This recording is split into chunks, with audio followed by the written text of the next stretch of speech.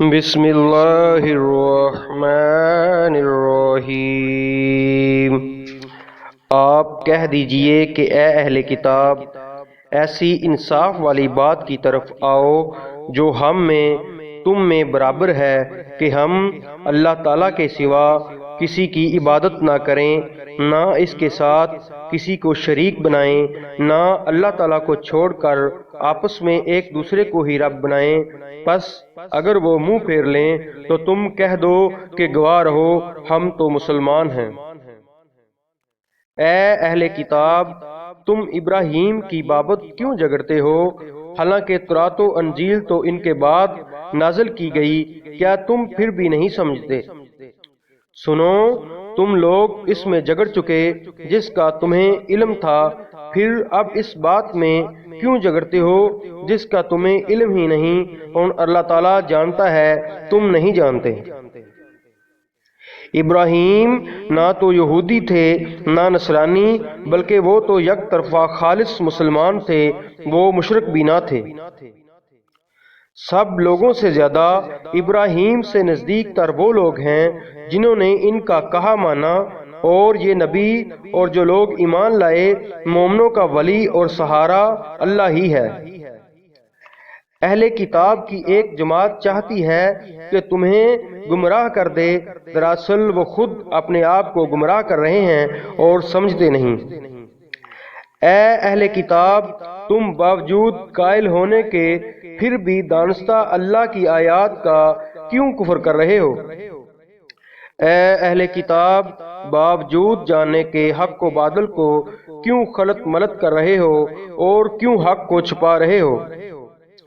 اور اے اہل کتاب کی ایک جماعت نے کہا، جو کچھ ایمان والوں پر اتارا گیا ہے اس پر دن چڑھے تو ایمان لاؤ اور شام کے وقت کافر بن جاؤ تاکہ یہ لوگ بھی پلٹ جائیں، اور سوائے تمہارے دین پر چلنے والوں کے اور کسی کا یقین نہ کرو۔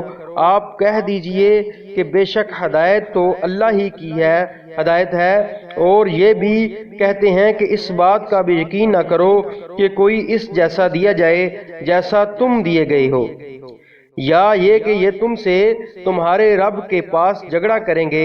آپ کہہ دیجئے کہ فضل تو اللہ تعالیٰ ہی کے ہاتھ میں ہے، وہ جسے چاہے اسے دے، اللہ تعالیٰ وسعت والا اور جاننے والا ہے۔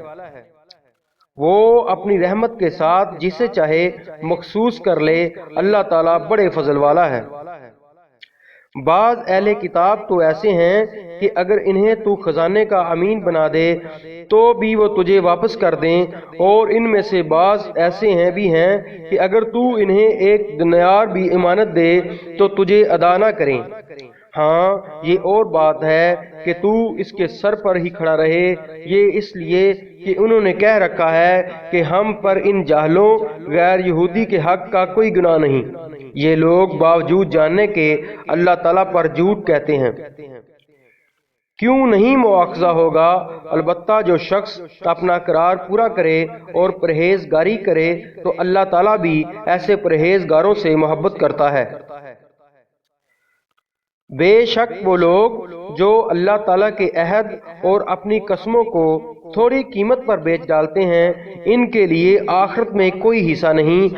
اللہ تعالیٰ نہ ان سے بات چیت کرے گا اور نہ ان کی طرف قیامت کے دن دیکھے گا، نہ انہیں پاک کرے گا، اور ان کے لیے دردناک عذاب ہے۔ یقیناً ان میں ایسا گروہ بھی ہے جو کتاب پڑھتے ہوئے اپنی زبان مروڑتا ہے تاکہ تم اسے کتاب ہی کی عبارت خیال کرو، حالانکہ دراصل وہ کتاب میں سے نہیں، اور یہ کہتے بھی ہیں کہ وہ اللہ تعالیٰ کی طرف سے ہے، حالانکہ دراصل وہ اللہ کی طرف سے نہیں، وہ تو دانستہ اللہ تعالیٰ پر جھوٹ بولتے ہیں۔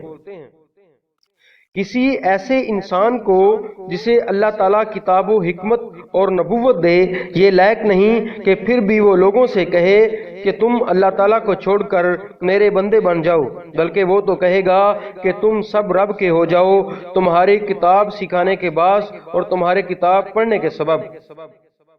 اور یہ نہیں ہو سکتا کہ وہ تمہیں فرشتوں اور نبیوں کو رب بنا لینے کا حکم دے، وہ تمہارے مسلمان ہونے کے بعد بھی تمہیں کفر کا حکم دے گا۔